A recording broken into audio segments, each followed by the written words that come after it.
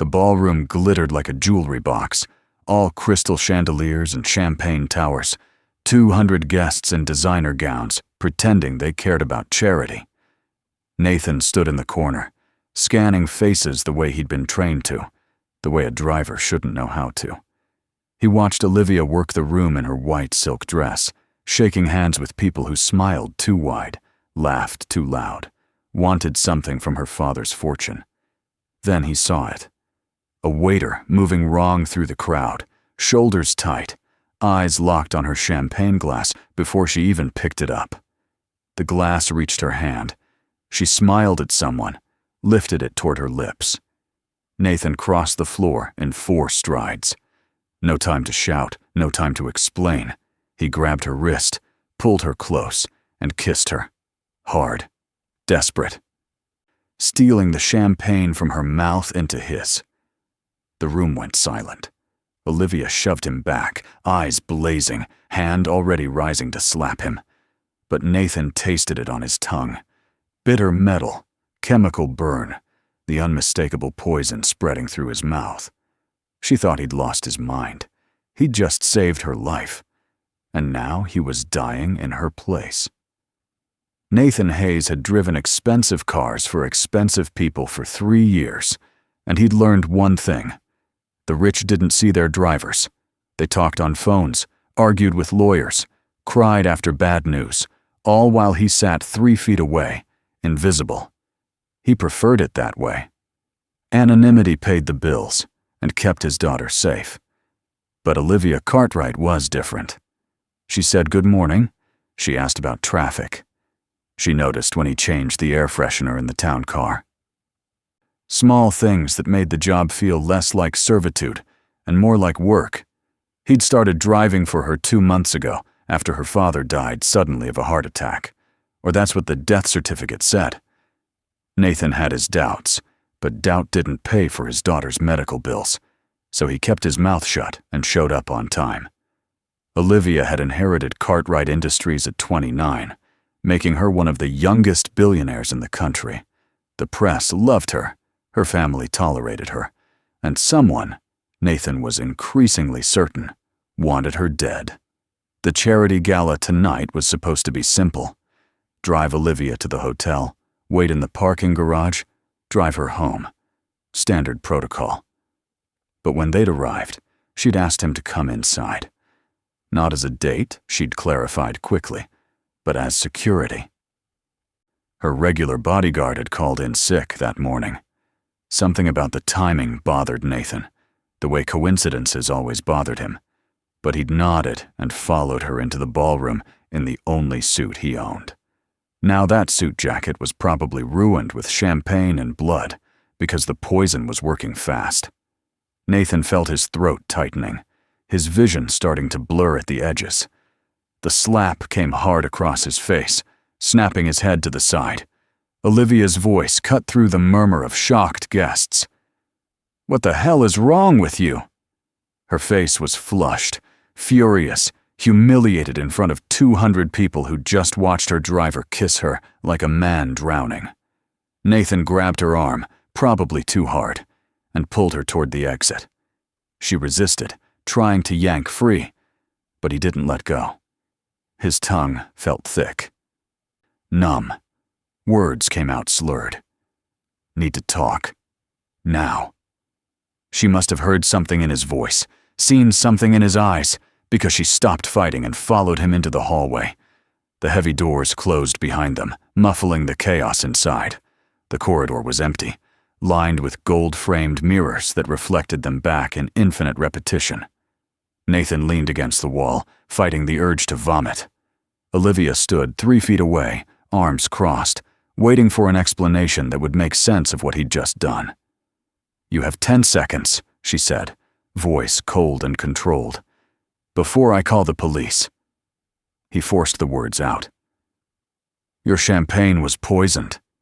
She stared at him like he'd spoken a foreign language. "I saw the waiter.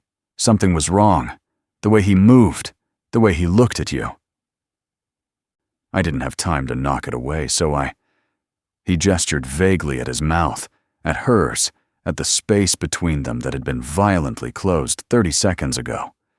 Olivia laughed, sharp and disbelieving. "That's insane. You're telling me you kissed me because you thought someone poisoned my drink? Do you hear yourself?"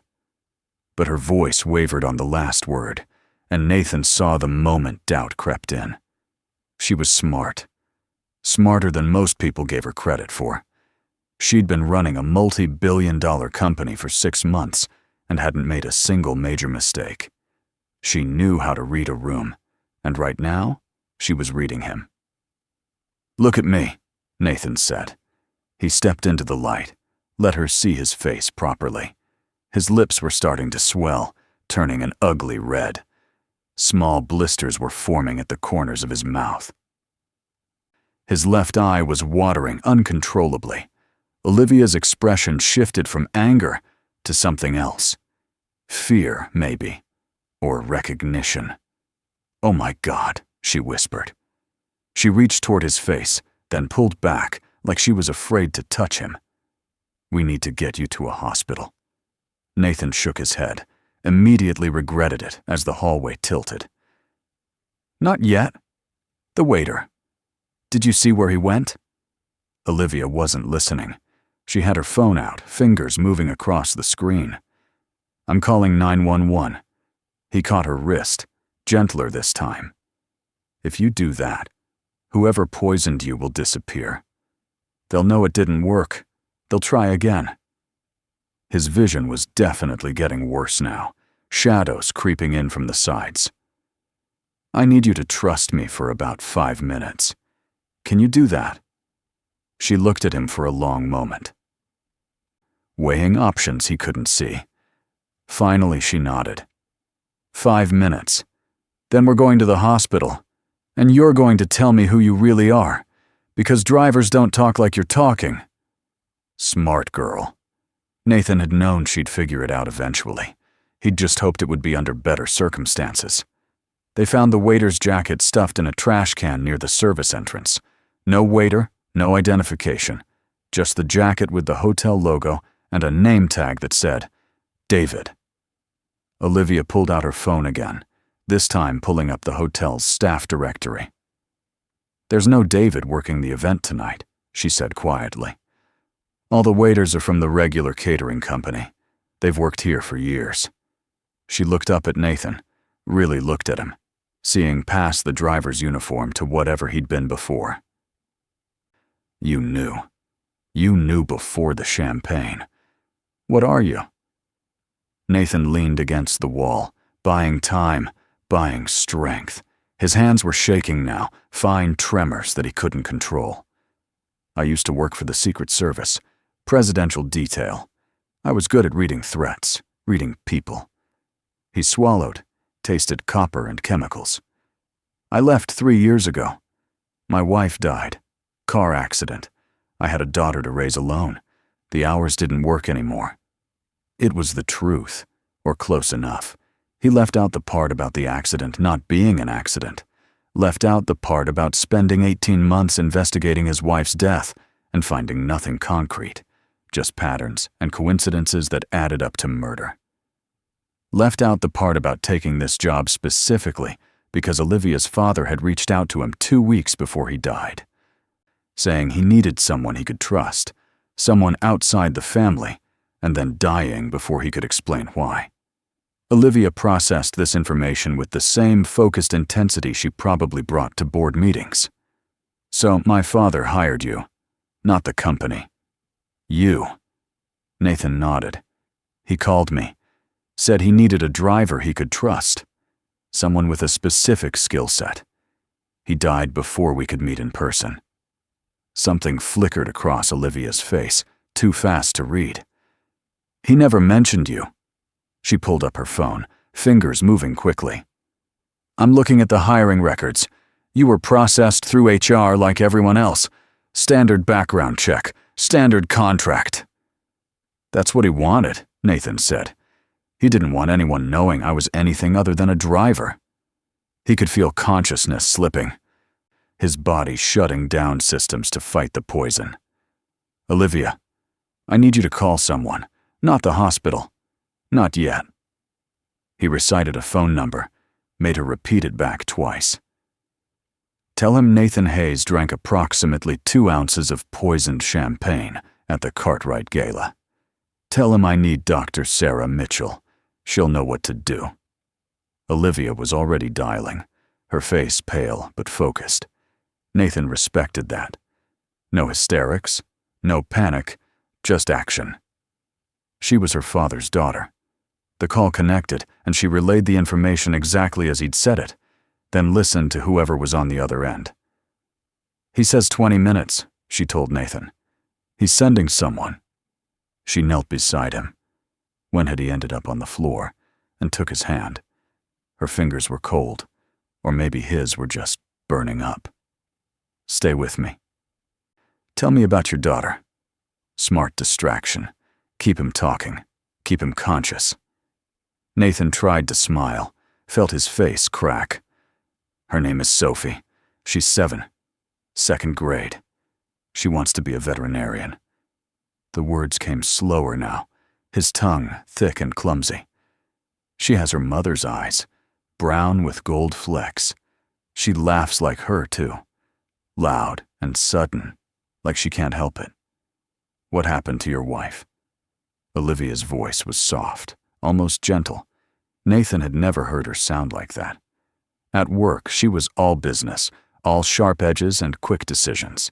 This was different. This was real. Car accident, he said again, because the truth was too complicated, and he didn't have enough oxygen for complicated. 3 years ago, I was at work. She was driving home from her sister's house. A truck ran a red light. All true. All incomplete. Olivia's grip tightened on his hand. I'm sorry. She meant it. He could hear it in her voice, the weight of understanding that came from losing someone too soon. Her father had been 62, healthy, active. Heart attack at his desk on a Wednesday afternoon. The kind of death that looked natural but felt wrong. Nathan had read the autopsy report, not officially, but he still had friends in useful places. Nothing suspicious, nothing provable. Just like his wife. The door at the end of the hallway opened, and Nathan tried to focus on the figure approaching. Dark suit, medical bag, purposeful stride. Dr. Sarah Mitchell looked exactly like she had 3 years ago when she'd treated him for a concussion after a training incident. She knelt beside him, professional and efficient, checking his pupils, his pulse, his breathing. What was it? She asked Olivia. I don't know, Olivia said. I didn't drink it. Sarah looked at Nathan. Symptoms? He tried to list them, but his brain was getting fuzzy. Metallic taste, burning, throat closing, vision blurring, numbness spreading. Sarah was already pulling supplies from her bag, setting up an IV with practiced speed. Could be several things. Cyanide, strychnine, arsenic compound. Won't know for sure until we get labs, but we're going to assume worst case and treat accordingly. She looked at Olivia. I need you to tell me everything about that drink. Where it came from, who handled it, anything you remember. While Sarah worked, Olivia talked. The champagne tower at the center of the room, the waiter who'd appeared at her elbow, offering her a glass from a tray. She hadn't thought anything of it. Why would she? It was a charity gala, her event, her guests. Nathan felt the IV bite into his arm, cool liquid flooding his system. Sarah was talking, explaining something about activated charcoal and chelating agents, but the words blurred together. He caught fragments. Blood work. Observation. Lucky. Lucky. He'd stolen poison from a woman's mouth, and she was calling him lucky. He supposed from a certain angle she was right. If he hadn't been watching, if he hadn't recognized the threat, if he'd been a normal driver doing a normal job, Olivia would be the one on the floor right now. The thought cleared his head like cold water. He grabbed Sarah's wrist, forced the words out. The waiter, gray suit, brown hair, scar on his left hand. Someone needs to find him. Sarah looked at Olivia. "Call hotel security. Now." "Lock down all exits." Olivia was already moving, phone pressed to her ear, voice sharp with authority. Nathan heard her telling someone to seal the building, check security footage, find a waiter who didn't exist on any staff list. She was good in a crisis. He'd known that already, but seeing it up close was different. Sarah finished with the IV and sat back on her heels. "You're stable for now. We've bought some time. But Nathan, you need a hospital. Real facilities. Real labs. This is field medicine, not treatment." He nodded, felt the world spin. 10 minutes. "I need 10 minutes. He looked past Sarah to where Olivia was still on the phone, pacing the hallway in her white dress that probably cost more than his car. "She's in danger. If I go to the hospital, she's alone." "She has security," Sarah pointed out. Nathan shook his head. Immediately regretted the movement. "Her security called in sick this morning. Convenient timing. I'm all she has right now." He could see Sarah weighing it, the doctor's oath against the reality of the situation. Finally, she nodded. 10 minutes. Then you're going, conscious or not." She stood, walked over to Olivia, said something Nathan couldn't hear. Olivia's face went hard, that boardroom expression settling into place. She ended her call and came back to where Nathan was propped against the wall. "Hotel security found the jacket but no waiter. They're checking footage now." She crouched down so they were at eye level. "Nathan, tell me the truth. All of it. My father hired you because he thought someone was trying to kill him, didn't he? No point in lying now." Nathan nodded. "He called me 2 weeks before he died. Said he'd discovered something. Someone in the company was embezzling, hiding it through offshore accounts and shell corporations. He'd narrowed it down to 2 people, but couldn't prove which one. He wanted me close to you as protection while he figured it out." Olivia's jaw tightened. "He died before he could tell you who." Another nod. "And you think whoever killed him is now trying to kill me?" It wasn't a question. She understood the pattern, saw the thread connecting her father's sudden death to tonight's champagne. "I think you know something you don't know you know," Nathan said. "Something your father might have told you, or something in his files, and someone is afraid you'll figure it out." "Who?" The single word carried the weight of 6 months of grief and confusion. Nathan wished he had an answer. "Your father mentioned 2 names. Richard Bartlett, your CFO, and David Sutton, head of acquisitions." He watched her face carefully. "Do either of those names mean anything to you?" Olivia stood abruptly, started pacing again. "Richard's been with the company for 15 years. He was my father's college roommate. David's newer, maybe 5 years, but he's brilliant. Brought in some of our biggest deals." She stopped, turned back to Nathan. "You think one of them poisoned my champagne?" "I think one of them hired someone to poison your champagne," Nathan corrected. "The waiter was a professional. The way he moved, the way he positioned himself, the way he disappeared. That's not amateur hour." He could feel the medication working now, pushing back against the poison, giving him enough clarity to think. "We need to get you somewhere safe. Somewhere private. And then we need to look at your father's files." Olivia pulled out her phone again. "I have copies of everything at my apartment. Complete digital archive of his computer, his emails, his calendar for the last 2 years." She was already texting someone. "I'm telling my assistant to cancel the rest of the evening. Family emergency." She looked at Nathan. "Can you walk?" He could try. Sarah helped him to his feet, kept a steadying hand on his elbow as the hallway decided to tilt sideways. "This is a terrible idea," she informed them both. "You should be in a hospital, and she should be surrounded by actual security professionals." "Noted," Nathan said. He took a step, then another, forcing his legs to remember how walking worked. Olivia moved to his other side, lending support without being asked.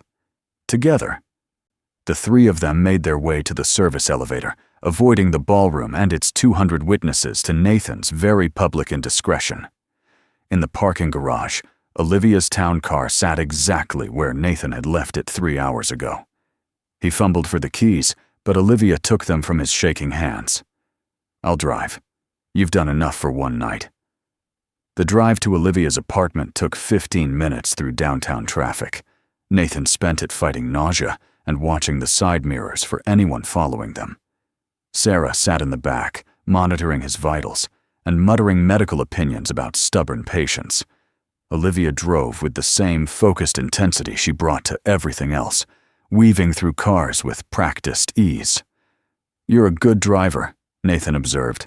She glanced at him, something like humor flickering across her face. "I didn't always have drivers. Used to race cars in college. Drove my father crazy." They pulled into the underground garage of a building that probably had better security than most government facilities. Olivia used a key card to access a private elevator that opened directly into her penthouse. The doors slid open onto a space that looked nothing like Nathan expected. No gold fixtures or crystal chandeliers. Just clean lines, comfortable furniture, and walls covered in photographs. Family pictures, he realized. Olivia with her father at various ages. Olivia with a woman who had to be her mother. Olivia graduating college, cutting ribbons, shaking hands with dignitaries. "Surprised?" Olivia asked, catching his expression. "People expect billionaires to live like movie villains." "I just wanted a home." She led them to a study off the main living area, walls lined with bookshelves and a desk that held 3 large monitors. Sarah made Nathan sit in a leather chair while she checked his vitals again. Pulse still elevated, blood pressure dropping, pupils reactive, but sluggish. "You're stabilizing," she said, "but you're not out of danger. I'm staying until we figure out exactly what you ingested." Olivia was already at the desk, fingers flying across keyboards, pulling up files and folders. "My father's digital archive. Everything from his computer, his phone, his tablet. I had IT pull it all after he died." She looked back at Nathan. "I went through most of it. Financial reports, emails, meeting notes.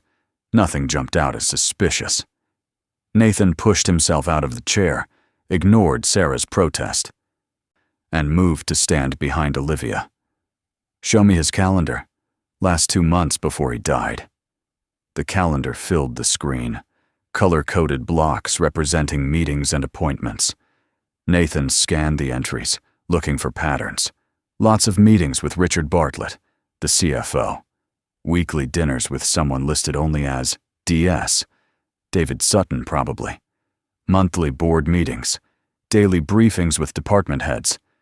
And then, 2 weeks before his death, a single entry that stood out. JK, confidential audit, off-site. Nathan pointed at it. "Who's JK?" Olivia zoomed in on the entry, frowned. "I don't know. There's no location, no follow-up, nothing in his emails about it." "An audit," Sarah said from behind them. "That's what you do when you suspect financial irregularities." Nathan nodded. He was gathering evidence.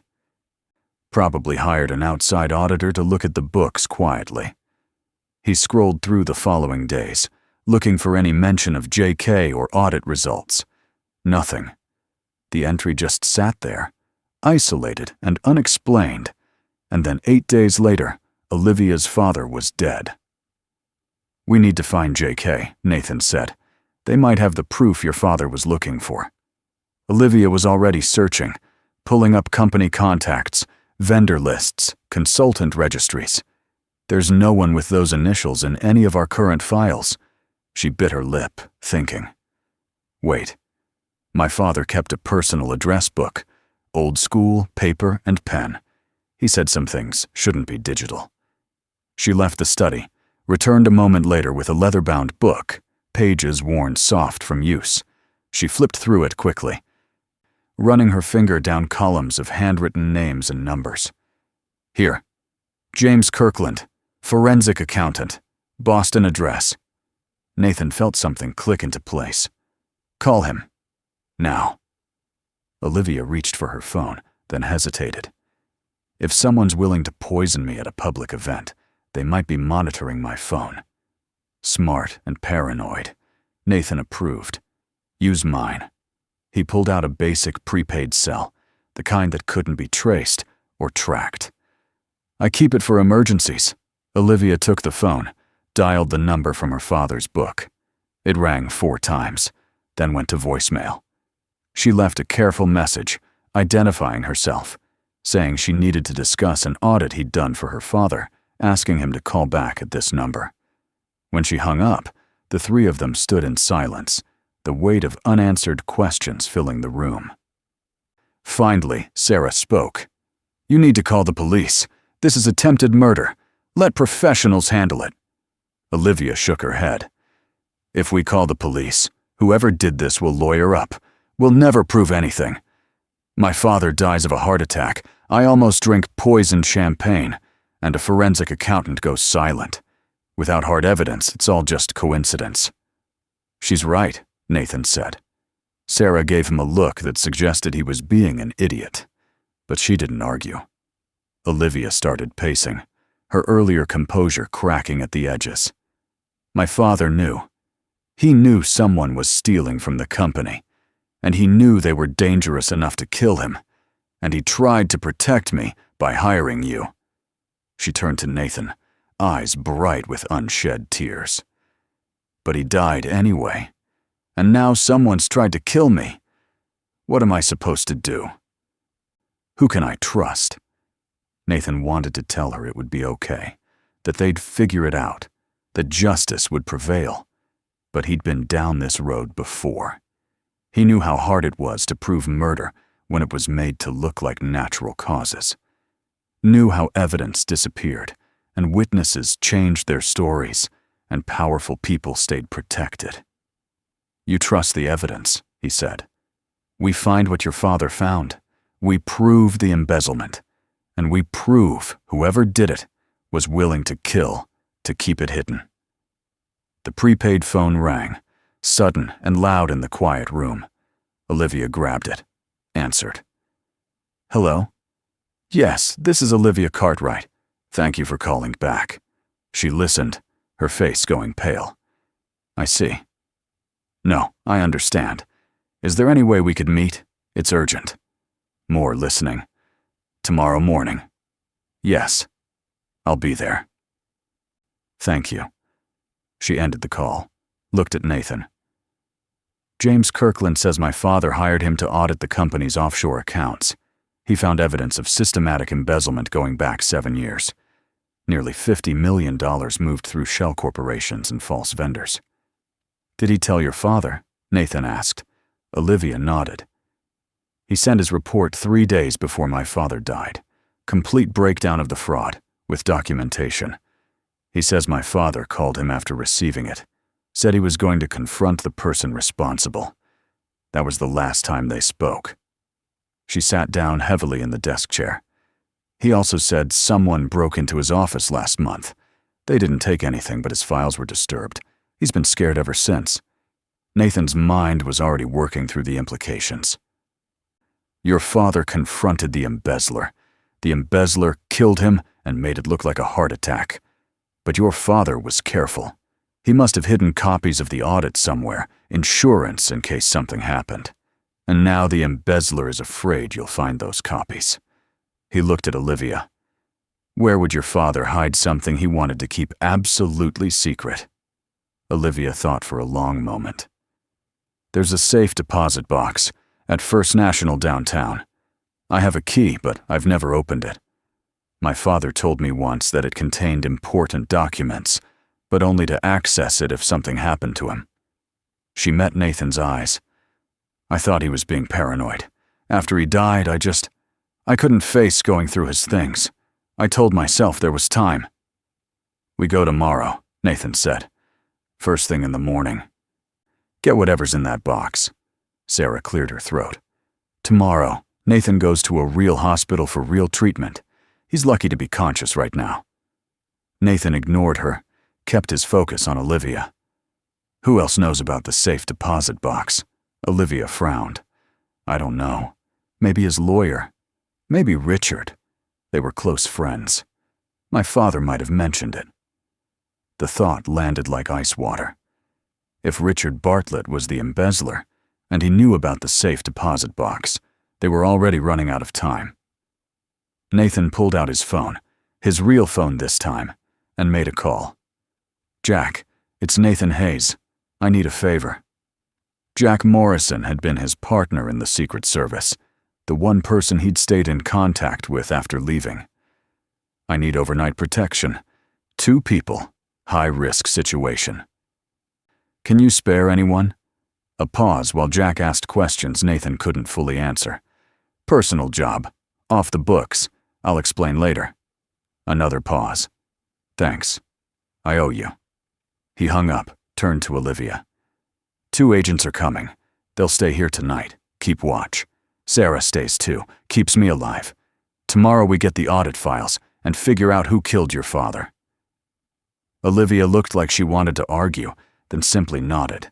The fight had gone out of her, replaced by exhaustion and grief and fear. Nathan recognized the look. He'd seen it in the mirror for months after his wife died. The agents arrived within an hour, professional and efficient. Nathan knew them both from his old life, trusted them to do the job without asking questions he couldn't answer. They secured the apartment, checked sightlines and entry points, settled in for a long night. Sarah made Nathan lie down on the couch, hooked him up to a portable monitor, and told him to sleep if he could. Olivia disappeared into her bedroom, and Nathan heard the quiet sound of crying through the closed door. He stared at the ceiling, feeling the poison still working through his system. Slower now, but persistent. His thoughts kept circling back to the ballroom, that moment when he'd seen the wrong pattern in the crowd. He'd acted on instinct, muscle memory from years of training. But it was more than that. Somewhere in the back of his mind, he'd known this was coming. Known that the job was never just about driving a car. His wife used to tell him he was terrible at being normal. She'd meant it as a joke, but she was right. Normal people didn't see threats in every shadow. Normal people didn't carry prepaid phones for emergencies. Normal people didn't kiss billionaire heiresses to steal poison from their mouths. Morning came gray and cold, rain streaking the windows. Nathan woke to Sarah checking his vitals and declaring him miraculously not dead. You should be in a hospital, she said for the 10th time. Noted, he replied, for the 10th time. Olivia emerged from her bedroom looking pale but determined, dressed in jeans and a sweater instead of her usual designer suits. She'd pulled her hair back in a simple ponytail, and without makeup, she looked younger, more vulnerable, more human. They took Nathan's car instead of the town car, borrowed from a friend, and registered to a false name, just in case someone was watching. The bank was downtown, old stone building with brass fixtures and that particular smell of money and marble. Olivia signed the access forms, and they were escorted to a private room lined with safe deposit boxes. She used her key, and the attendant used his, and the long metal box slid out of its slot with a whisper of steel on steel. Inside was a manila envelope, thick with papers. Olivia opened it with shaking hands. Financial documents spilled out, page after page of bank transfers and shell company registrations and offshore accounts. And on top, a handwritten letter in her father's distinctive scrawl. Olivia, it began.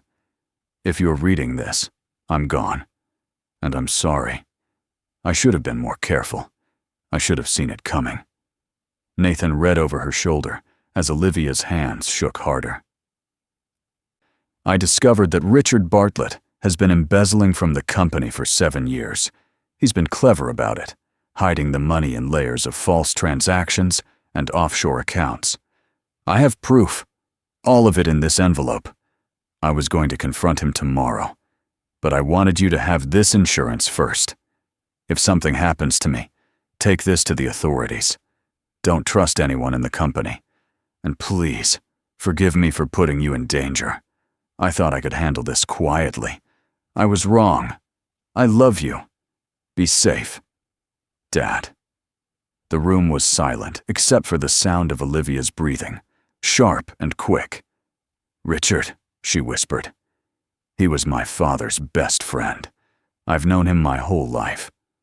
Nathan took the envelope, checked the documents. Bank statements showing transfers from Cartwright Industries to various shell companies.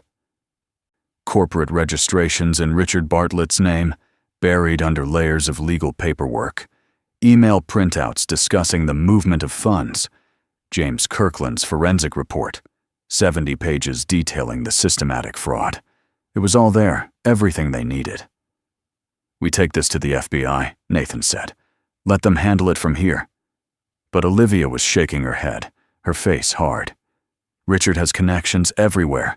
Police, judges, politicians. My father knew that. That's why he was trying to handle it quietly." She looked at Nathan. "We need a confession. Something undeniable. Something he can't lawyer his way out of." It was a terrible idea. Nathan knew it was a terrible idea. But he also knew she was right. Men like Richard Bartlett didn't go down easily. They had expensive lawyers and political favors, and the ability to make evidence disappear. "How?" he asked. Olivia's jaw set in that determined line Nathan was beginning to recognize. "We make him think he won. We tell him I found my father's files, and I want to make a deal. Sell him my silence for a price he can't refuse." She pulled out her phone, the prepaid one, and started typing. "I'll send him a message, ask for a meeting, somewhere private where we can talk." Nathan caught her wrist. "If you do this, you're painting a target on yourself. He's already tried to kill you once." "Good," Olivia said coldly. "Let him try again. This time, we'll be ready." She finished typing, sent the message before Nathan could stop her. His phone buzzed almost immediately. Richard's response was brief. "My office, 8 p.m. tonight. Come alone." Olivia showed Nathan the screen. "He thinks I'm scared and desperate. Perfect." Nathan wanted to argue, wanted to tell her this was too dangerous, that they should just take the evidence to the authorities and hope for the best. But he looked at her face and saw the same expression he'd seen in the mirror after his wife died. The look of someone who'd lost too much and was done being afraid. They spent the day preparing. Nathan called Jack, explained what they needed. Within 3 hours, they had a wire thin enough to be invisible under clothing and recording equipment that could capture audio through walls. Sarah protested the whole plan, said they were idiots, said she was washing her hands of both of them, then showed up with a medical kit and instructions on how to treat a gunshot wound. "Just in case," she said grimly. At 7:30, Nathan drove Olivia to Cartwright Industries headquarters. The building was mostly empty at this hour, just security guards and the occasional executive working late. They parked in the underground garage, and Nathan checked the wire one more time, making sure it was transmitting clearly. Jack and his team were in a van 2 blocks away, listening to every word. "You don't have to do this," Nathan said quietly. Olivia met his eyes. "Yes, I do. For my father. For everyone Richard's hurt." She paused. "And for you. You almost died because of me last night." "I almost died because I chose to," Nathan corrected. "That's not on you." But Olivia was already getting out of the car, squaring her shoulders, preparing for the performance of her life.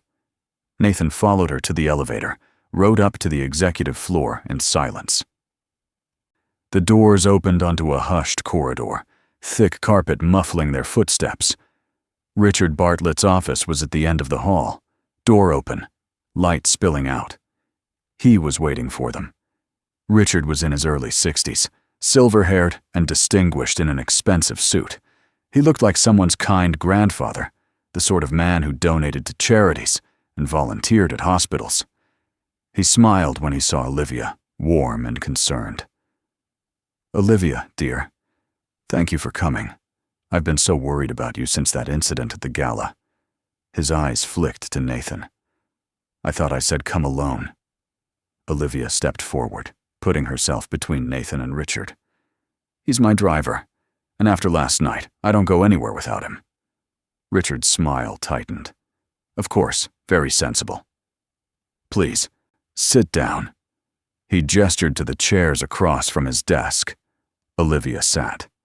Nathan remained standing, positioning himself where he could see both doors and the windows.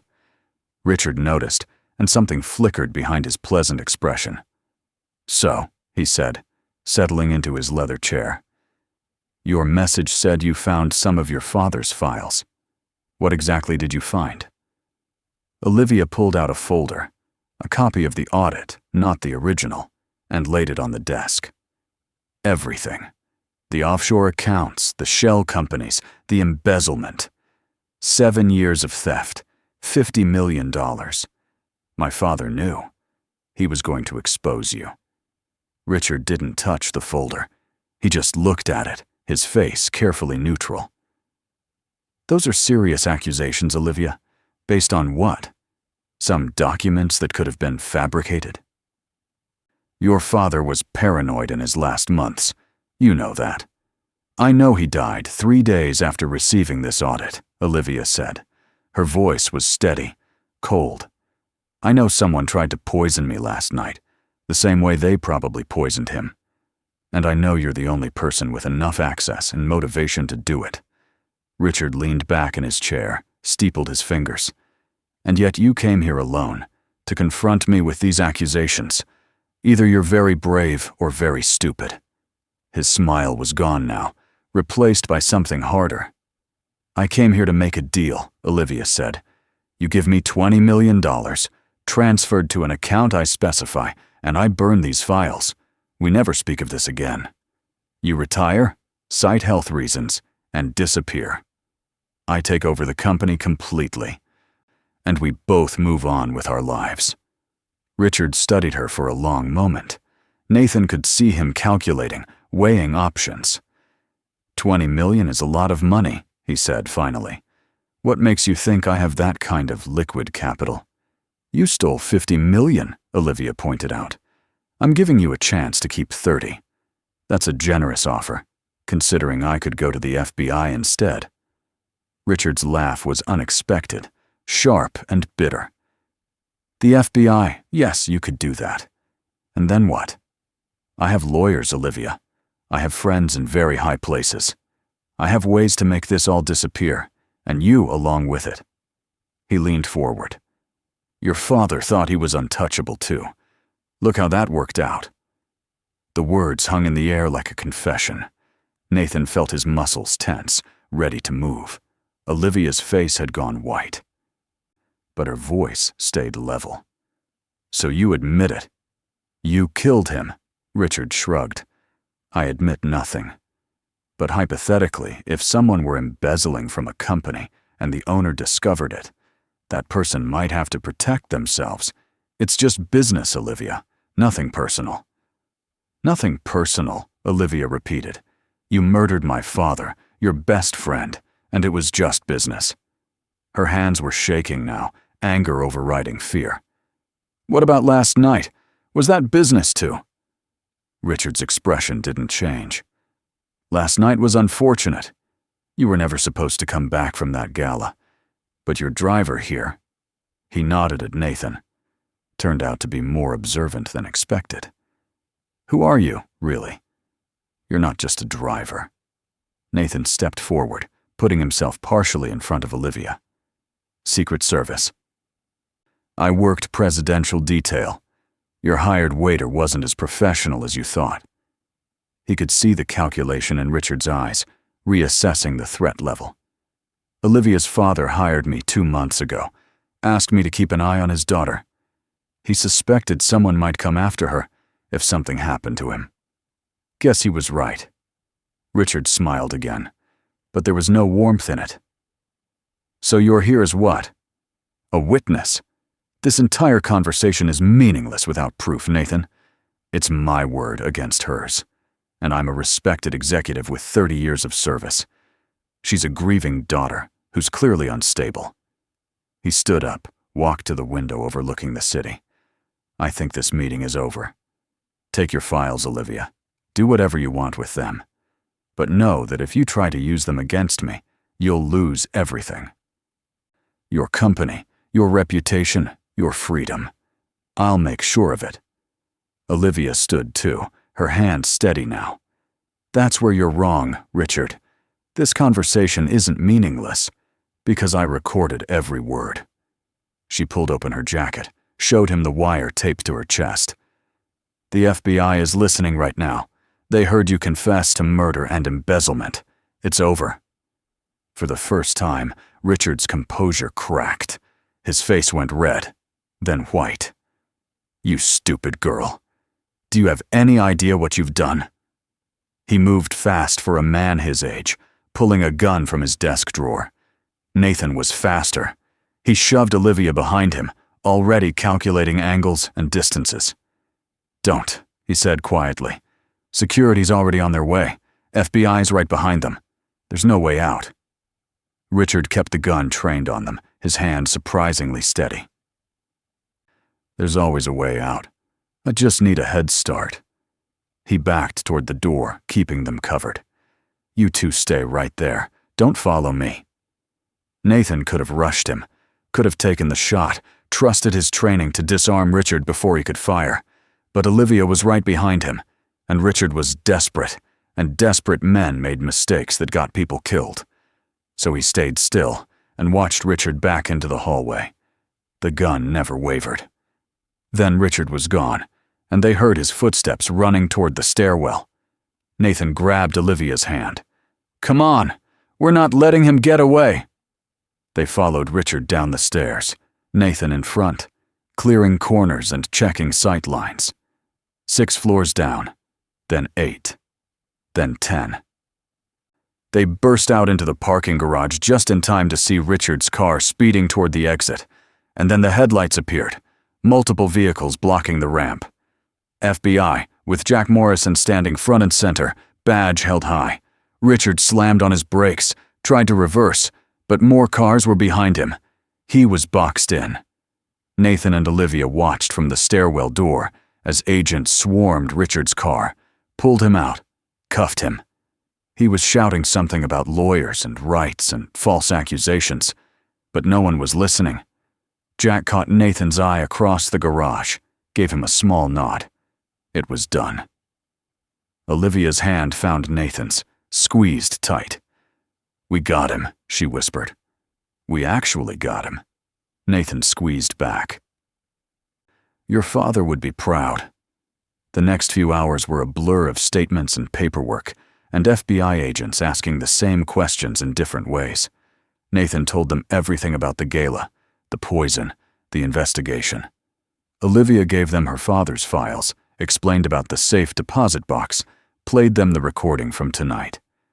By the time they were done, the sun was coming up, painting the sky in shades of orange and pink. Nathan drove Olivia home in silence. She stared out the window, watching the city wake up, processing everything that had happened. When they pulled into her building's garage, she didn't immediately get out. Thank you, she said finally, for everything, for saving my life, for helping me find the truth, for being exactly the kind of person my father trusted you to be. Nathan turned to look at her. I'm sorry about your father. I'm sorry I couldn't protect him. She met his eyes, and he saw tears there, finally spilling over. You protected me. That's what he wanted. They sat there for a moment, two people who'd survived something terrible together. Then Olivia asked, what happens now? You're not really just a driver, and I don't really need one anymore. So what are you? Nathan thought about his daughter, about the life he'd built in anonymity, thought about his wife and the promises he'd made to keep their child safe, thought about the last 3 years of hiding and the sudden, strange relief of being seen for who he really was. I don't know, he admitted. I've been running from my old life for so long, I'm not sure what comes next." Olivia wiped her eyes, managed a small smile. "Well, when you figure it out, let me know. Cartwright Industries could use a new head of security, someone with your particular skill set, someone I can trust." It was an offer Nathan hadn't expected, a way back into the world he'd left behind, but on his own terms this time. "I have a daughter," he said. "Sophie. She's 7. Any job I take has to work around her schedule." "I like kids," Olivia said. "Bring her to the office sometime. Let her see what her dad does." She opened the car door, paused. The kiss. At the gala. Was it really just about the poison? Nathan remembered that moment. The decision made in a fraction of a second. The feel of her mouth against his. The taste of champagne and chemical death. The way she'd looked at him after, angry and alive. "At the time, yes," he said honestly. "Now? I'm not sure anymore." Olivia nodded. Like that was the answer she'd expected. "Well, when you figure that out too, let me know." She got out of the car, then leaned back in through the window. "Nathan Hayes, former Secret Service agent, current lifesaver, future head of security. Thank you for being the kind of person who kisses billionaire heiresses to save their lives." She was gone before he could respond, disappearing into the elevator with a wave. Nathan sat in his car for a long time after she left, thinking about choices and consequences and the strange way life pushed people together. His phone buzzed, a text from his daughter's school. "Sophie's class play is Friday at 2 p.m. Hope you can make it," he typed back. "Wouldn't miss it for the world." Then another text, this one from Jack. "Richard Bartlett's in custody. Full confession. Nice work." Nathan started the car and headed home. The city was fully awake now, people rushing to work, living their normal lives. He thought about what Olivia had said, about bringing Sophie to the office, about having a job where he could use his skills without hiding who he was. It felt like possibility. It felt like hope. His wife would have liked that. She'd always said he was at his best when he was helping people, protecting people, being the person he'd trained to be. 3 months later, Nathan stood in Olivia's office, his office now technically, since he'd accepted the job as head of security, watching her give a press conference about the company's restructuring after Richard Bartlett's arrest and conviction. She'd handled the scandal with grace, been transparent about the embezzlement, set up oversight committees and new financial controls. The company's stock had dipped initially, then rebounded stronger than before. People respected honesty. They respected strength. Sophie sat in the chair next to Nathan, swinging her legs and drawing pictures of what she called Daddy's boss lady. Olivia had been true to her word about welcoming his daughter to the office. Sophie came by twice a week after school, did homework in the break room, charmed everyone on staff. She'd asked once why Nathan had kissed Olivia at the gala, having overheard someone mention it. Nathan had explained about the poison, about saving lives, about doing the right thing even when it was hard.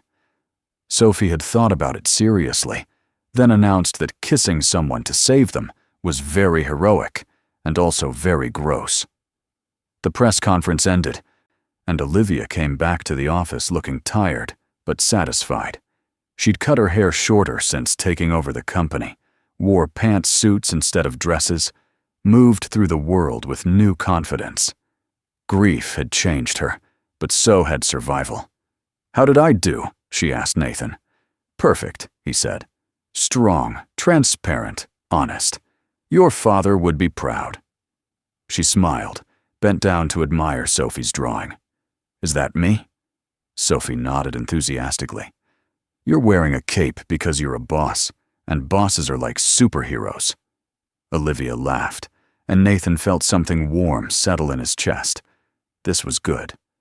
This was right. Building something new from the wreckage of the past, his daughter safe and happy, a job that mattered, and Olivia, who'd become something more than an employer, something he was still figuring out how to name. She caught his eye over Sophie's head, raised an eyebrow in question. He smiled back, a promise of conversation still to come, of time to figure out what they were building together. That night, after dropping Sophie at home with the babysitter, Nathan returned to his apartment and pulled out an old box from the back of his closet. Inside were photos of his wife, wedding pictures, and vacation snapshots, and candid moments caught on film. He looked at her smile, remembered her laugh, felt the old grief settle lighter on his shoulders. "I'm doing okay," he told her picture. "Sophie's doing great. We're going to be fine." It felt true. For the first time in 3 years, it felt completely true. His phone buzzed, a text from Olivia. "Dinner tomorrow? Just us? I'll even let you pay." Nathan smiled, typed back, "Deal. But only if you promise not to order poisoned champagne." Her response came quickly. "Too soon, Nathan. Way too soon. But yes, I promise." He set the phone down, looked around his small apartment that had felt like a hiding place for so long. Maybe it was time to stop hiding. Maybe it was time to live again, to take chances, to kiss billionaire heiresses for reasons that had nothing to do with poison. The story could have ended there, neat and tidy, with bad guys in prison and good guys moving forward. But life was rarely that simple. A week later, Nathan received an envelope at his office. No return address, no stamps, hand-delivered to reception. Inside was a single photograph, his wife's car, the night of the accident, taken from an angle the police photos hadn't shown. And on the back, written in precise block letters, "Richard Bartlett wasn't working alone. We're still watching." Nathan stared at the photo, feeling ice spread through his veins. The accident that had stolen his wife, that had shaped the last 3 years of his life, that he'd investigated until exhaustion forced him to stop. It hadn't been an accident. He'd known it deep down, but without proof, knowing had been useless. Now someone was telling him different. Someone wanted him to know the truth. The question was why, and the more important question, who? He didn't tell Olivia. Not yet. Not until he understood what this meant. But that night, after Sophie was asleep, Nathan pulled out old files and began to investigate again. This time with resources he hadn't had before. This time with nothing left to lose. The photograph sat on his desk like a promise or a threat, and Nathan couldn't tell which. But he'd find out. He'd find out who'd killed his wife, and why, and what it had to do with Richard Bartlett and Cartwright Industries. He'd find out, and he'd make them pay. Because that's what protectors did. They stood between the people they cared about and the darkness. They kissed billionaire heiresses to save their lives. They raised daughters alone and carried grief like armor. They investigated and searched and refused to give up, no matter how long it took. Nathan Hayes had spent 3 years being invisible, being safe, being nothing more than a driver. But invisibility was a luxury he could no longer afford. The darkness had found him anyway. Now it was time to fight back.